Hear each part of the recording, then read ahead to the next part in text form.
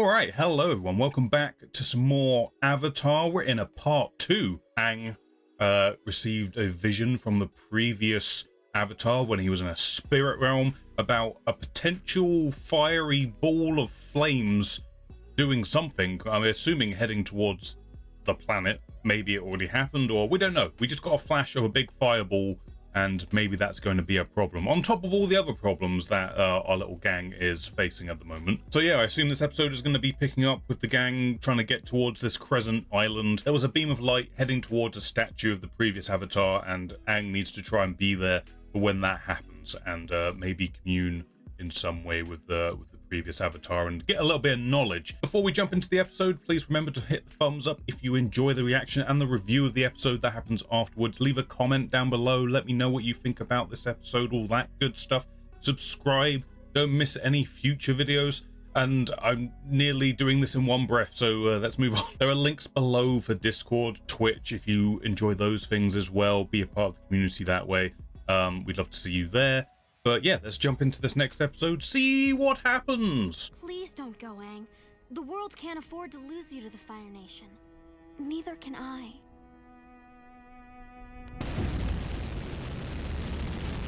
I need to get to the Fire Temple before the sun sets on the solstice. That's today. Good luck. Thank you for your... Go!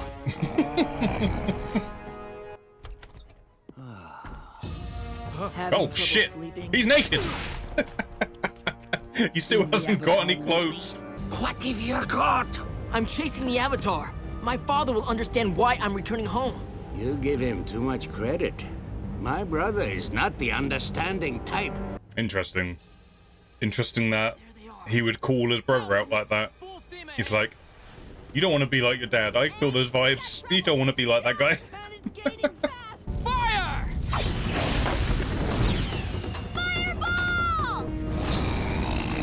We have to get out of Zuko's range before he shoots another hot stinker at us. These fucking stinky fireballs. If I miss, I'll stink them down here. Blockade. That's quite the blockade. That's so many boats to use. Let's run this blockade. Appa, yip yip.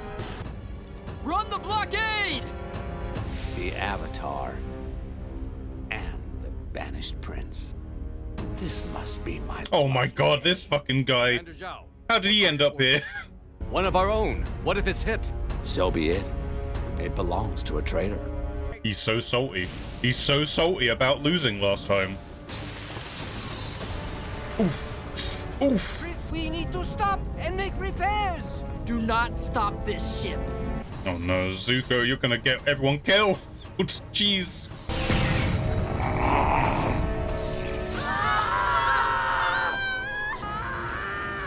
Maybe seatbelts. Maybe we should get seatbelts for the flying bison. Oh my god.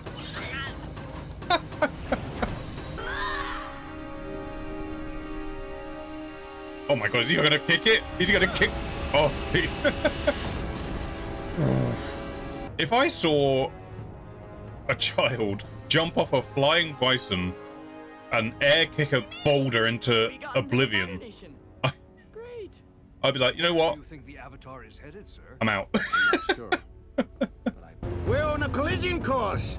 We can make it. Cut the engines and let them pass. He's gonna follow. He's just gonna follow them. Makes sense.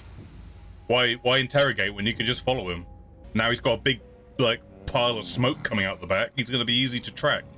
There it is. The island where Roku's dragon took me. I was about to say it was easy getting here, but it really wasn't. No, it's flying. It really wasn't. Guardians of the Temple of the Avatar. Great. I am the Avatar. We know. I guess they're not happy about an Avatar. There you go, Aang. I mean, I guess they're Fire Nation. They're still working for the Fire Lord. I was wondering if they'd have a different allegiance if they're... Come back! Oh, this guy. This guy might be friendly. This guy might be friendly. Don't want to fight you. I am a friend. Firebenders aren't our friends. You wish to speak to Avatar Roku. I can take you to him.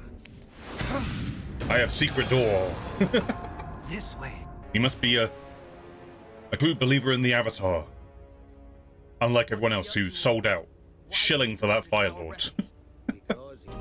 If this is the Avatar's temple, why did the sages attack me? Things have changed. When Fire Lord Sozin began the war, my grandfather and the other sages were forced to follow him. How were they forced exactly? I wish to know. For helping me. I mean, I guess death. Follow or death is probably what happened. Once you're inside, Shayu, what's wrong? the sanctuary doors, they're closed. Only a fully realized Avatar is powerful enough to open this door alone.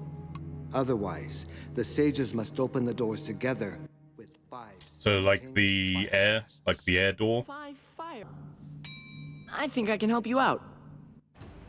Oh, another scheme from Sokka. Let's see how this goes. I'm sure there'll be no consequences. It will go smoothly. He's got a little boat. He's got a little boat that comes out of the big boat. This devious little shit. I seal the... The sages will hear the explosion, so as soon as they go off, you rush in.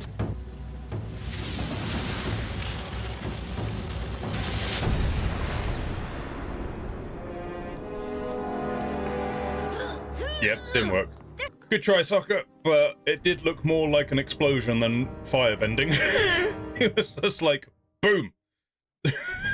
There's no, like, I'm assuming you have to, like, control a flame through the mouths or something.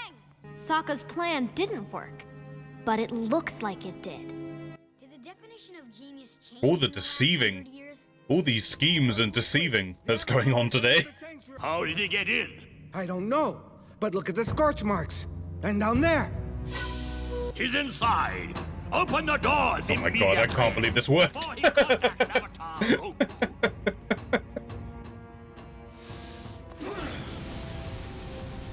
Yeah, see, it's like it has to be like a fire funnel to make it work. We've been tricked. Oh my god, Momo, fucking facehugger, Jesus. Aang, now's your chance! Oh, The Avatar's he's here. coming with me. Oh, round 2, let's go. Oh, he's just down the stairs, I guess. Oh my god, there's fucking spikes on that door. Jesus, is that necessary? I don't know what I'm doing. All I know is airbending. Please, Avatar Roku, talk to me. Just be patient, Aang. Be patient. Jeez. See, there you go. Good to see you, Aang. You're too late, Zhao. The Avatar's inside and the doors are sealed. No matter. Sooner or later, he has to come out. I have a feeling you'll be the one in trouble when he does come out. That is why 100 years ago, Fire Lord Sozin used that comet to begin the war. He and his firebending army harnessed its incredible power. But that happened 100 years ago. What does the comet have to do with the war now? Sozin's comet will return by the end of this summer. He's gonna get another level up. I will use its power to finish the war once and for all. Nope, now we've got a ticking clock. We've got a ticking clock to deal with. Mastering the elements takes years of discipline and practice. But if the world is to survive, you must do it by summer's end. Summer? Where are we now? Winter? I know you can do it, Aang, for you have done it before. I am a part of you. When you need to talk to me again, you will find a way.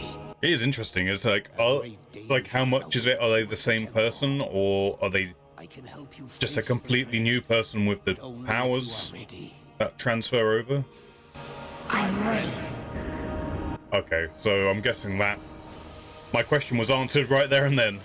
When he goes into that form, he is connected to all the previous versions. Ready?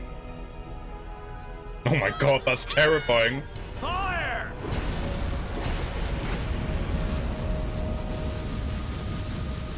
Oh shit. Avatar Roku.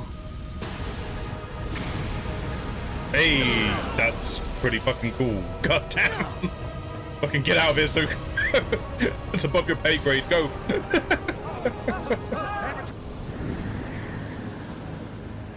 Yeah, there we go.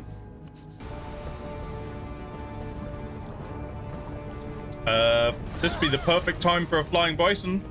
Hello? Hello? Oh, thank God. Yes! You steal that hat, Momo. No prince, no avatar. Yeah, you fucked up. Apparently, the only thing I do have is 5 traitors. Take them to the prison hold. Well, it's not looking good for them, but can't say they don't deserve it. Traitors to the Avatar, god damn it.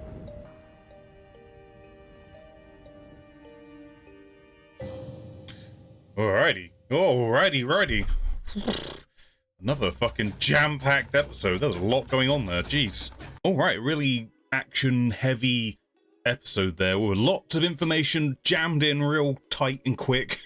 There was a lot. The main thing, story-wise, that we picked up there was about the comet. I'm actually kind of happy about this. I thought it was just like, it's a vision of a comet that was going to crash into the planet and, you know, destruction that way. I'm actually kind of happy that the twist in it is that it's more to do with the Fire Lord and generals and, you know, the top brass of the Fire Nation harnessing the power of that comet, and they're going to use that to just give themselves the ultimate buff. They're going to be basically fire-breathing dragons when that thing gets close, and they'll use it to steamroll what's left of any resistance in this war. And I kind of prefer that. I kind of prefer that to a, you know, like a natural, like, ticking clock of something, an incoming threat that is like a, you know, like a natural disaster situation. It's more in tune with the show's, like, spiritual magic, fantasy, all of that. Like I say, it does provide the show with a ticking clock where we've been, up to this point, we've been being very kind of loose about how quickly we need to deal with this whole situation and how quickly Aang needs to learn the different elements and all of that. Now we've got an actual, like, well, we've got till summer to do this now. We've got a very tight time frame. I'm assuming a matter of months, more or less. Everything has a bit more urgency to it now. We've gone through this period of learning the world a little bit, having fun, and I'm sure there'll be more of that. There'll be more fun stuff as we go, and getting to see the team experience more of this world. But now we've got, like I say, a pressure on them to really start working towards their objectives, so to speak. So much deviousness in this episode.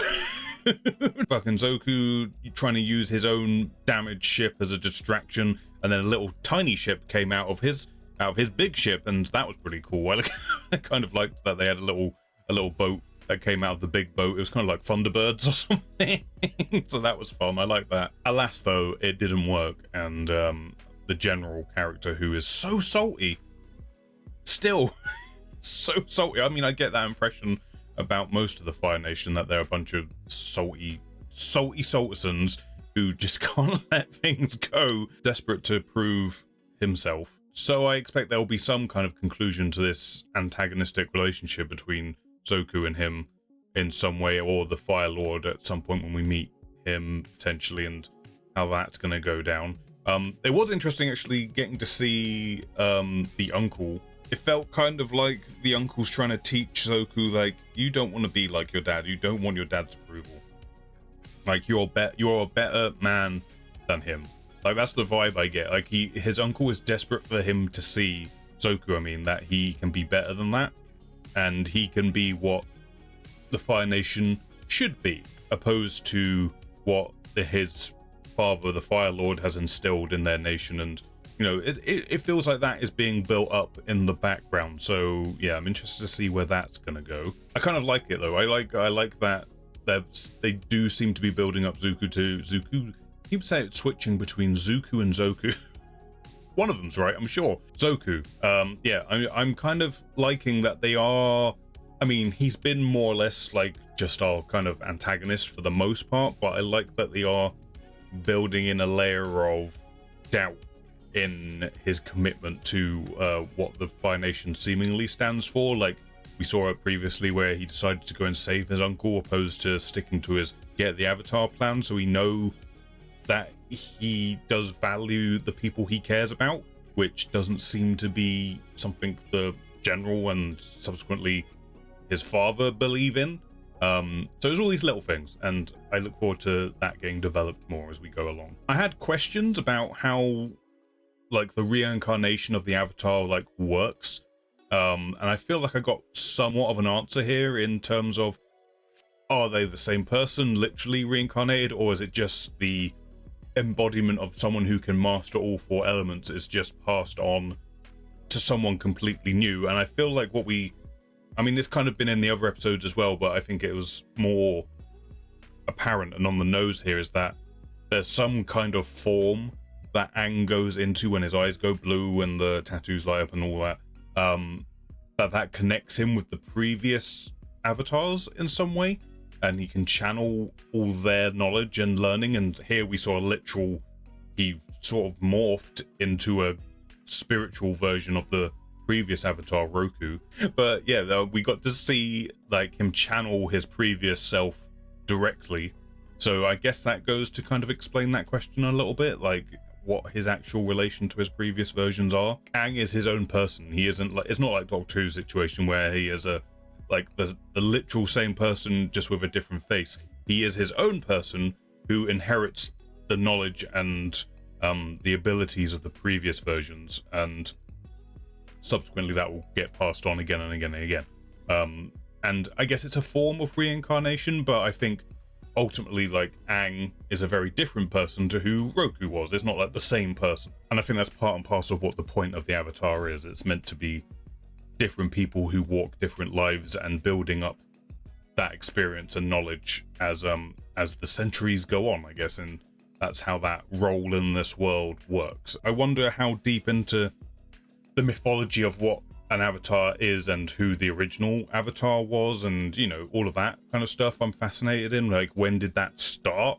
How did the avatar come into being in the first place? Like, I don't know the show's ever gonna give direct answers for that, but it's interesting to think about nevertheless. We had some cool action sequences. We had a whole Oppa just fucking flying, evasive maneuvering, all of that stuff, and then Aang just jumping off his head and like air kicking a boulder out of the sky, which would be terrifying if I was on the receiving end of that.